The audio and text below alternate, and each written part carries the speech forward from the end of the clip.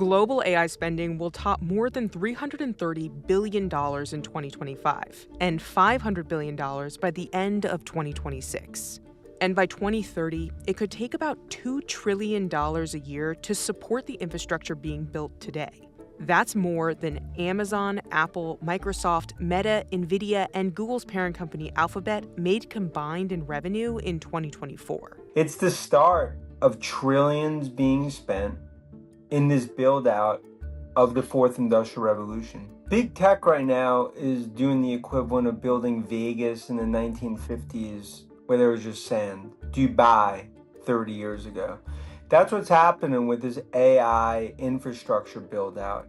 From the chips to the data centers to the grid, you're really building out the future economy for consumers and enterprises. But some investors are worried where this is headed. The concerns about AI spending here harken back to the dot-com bubble in the late 90s. The parallel is that it's money going into somewhat unproven technology and wondering if you end up with just wasted money. At the same time, this explosion of AI spending may be masking other weaknesses in the economy. A September 2025 Deutsche Bank analysis argued that without AI-driven investment, the U.S. might already be in a recession. GDP is being driven by all this investment. Earnings growth is being driven by all this investment. Yeah, it's pretty unbalanced right now, and that does create a vulnerability to an investment bust. Still, others see AI as the next productivity boom and potentially America's best shot at growth. Will there be bumps along the road? Yeah, but I don't fear that this is too big to fail, given it's propped up by tech, trillion on the balance sheet, generating another 300 to 400 billion in cash a year. So is AI infrastructure spending masking a weak economy? And what happens if that spending slows?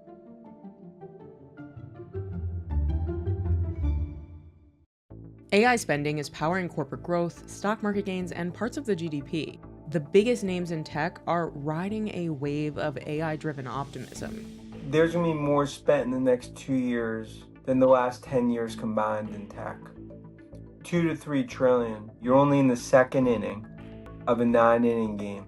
Unlike the dot-com boom, where companies had little revenue, many of today's AI giants are bringing in a lot of cash. But some experts are worried it may not be enough to sustain the elevated level of spending. Some companies are turning to the bond market to finance the infrastructure expansion by issuing debt that they plan to pay back later. That means if profits fall or the technology doesn't deliver, companies could be left with loans they can't repay. The consequences wouldn't just hit the stock market, they could also hit the overall economy. Consumer spending, corporate spending, it all depends on how people are feeling. If people are feeling positive about the future, if CEOs are feeling good about growth prospects, if CEOs look at business conditions, they're going to keep spending because the money's there. If interest rates stay low, they're going to keep spending because money's plentiful and it's easy to get. If any of those conditions should start to deteriorate, specifically inflation. If inflation starts to spike, it will change consumer attitudes. If the labor market gets worse, it will change consumer attitudes, it will change business attitudes.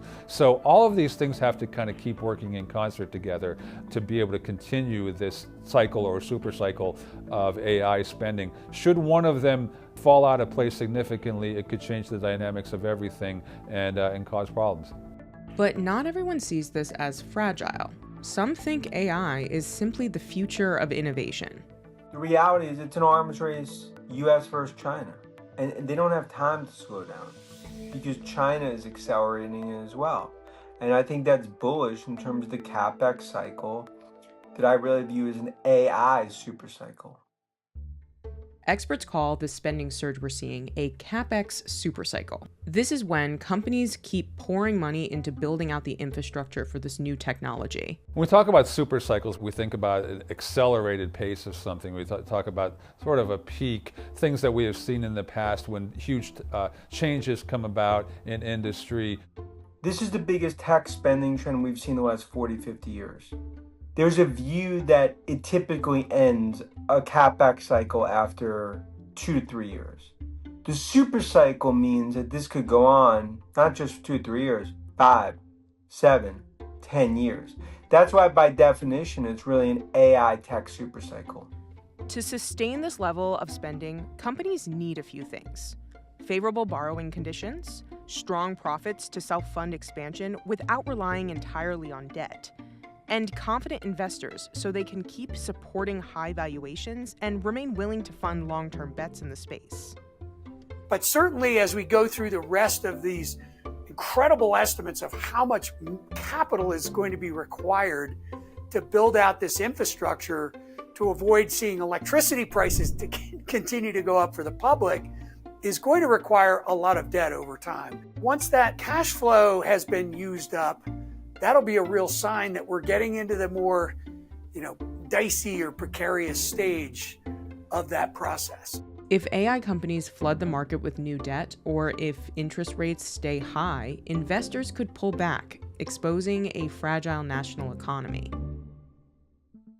While AI spending is booming, much of the US economy isn't sharing in the gains. This spending may make the US economy look healthy on the surface, but the averages may be obscuring a deeper divide. There's this notion of a K-shaped economy that really started to take root about 5 or 6 years ago. A K-shaped economy means that while some people, mostly investors and homeowners, are doing better than ever, others are falling behind. One speed is people who are asset holders, like who own stocks, who own large amounts of real estate. They're doing very well. At the bottom part of that K are people who don't have exposure to those kind of things and are kind of just living paycheck to paycheck and are trying to save a little bit of money here and there, not getting very much return on the money that they do save, and therefore they fall further and further behind.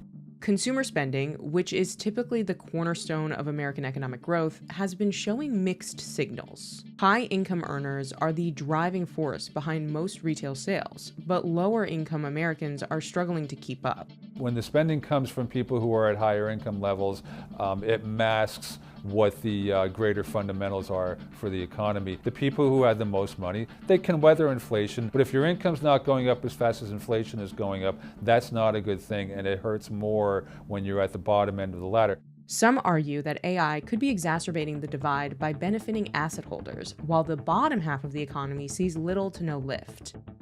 The labor market is also struggling. Unemployment is low, but hiring has slowed, and long-term joblessness hit nearly 26% in August 2025. The labor market looks very, very weak to me. It's on the precipice of a more pronounced decline. Almost all of the growth has come from government-related sectors, things that are dependent on government spending, particularly healthcare jobs and government jobs. The other part of the growth story has been service-related jobs. The rest of the economy has not seen much growth as far as employment goes. So while it looks like a lot of people are working, and they certainly are, there again is another story of not an equal dispersion of gains, not a widespread dispersion of gains. Things just sort of concentrated. And when things are concentrated, if you have weakness in a particular sector, that could spell trouble. AI is already disrupting the job market. The International Monetary Fund estimates that about 60% of jobs in the developed world are exposed to AI, meaning they could be transformed or replaced by automation in the coming years. Does it cause some pain? Yeah. Will there be job losses? Yeah, but net, I think it's a job creator when it's all said and done, and I think it's going to be a huge tailwind for the U.S. economy. Estimates suggest that significant labor market disruption will scale gradually over the next decade as generative AI technology is adopted. During that transition, the divide between those who hold capital and those dependent on labor could widen. But to some, this is a once-in-a-generation opportunity. I believe this AI supercycle is just starting. So I don't view that this is one propping up the economy. Is just the start because of the multiplier. Every dollar spent on a NVIDIA chip is a $10 multiplier across the rest of tech. That's also going to be bullish for infrastructure, power, grids. And that's really the future as it spreads beyond big tech.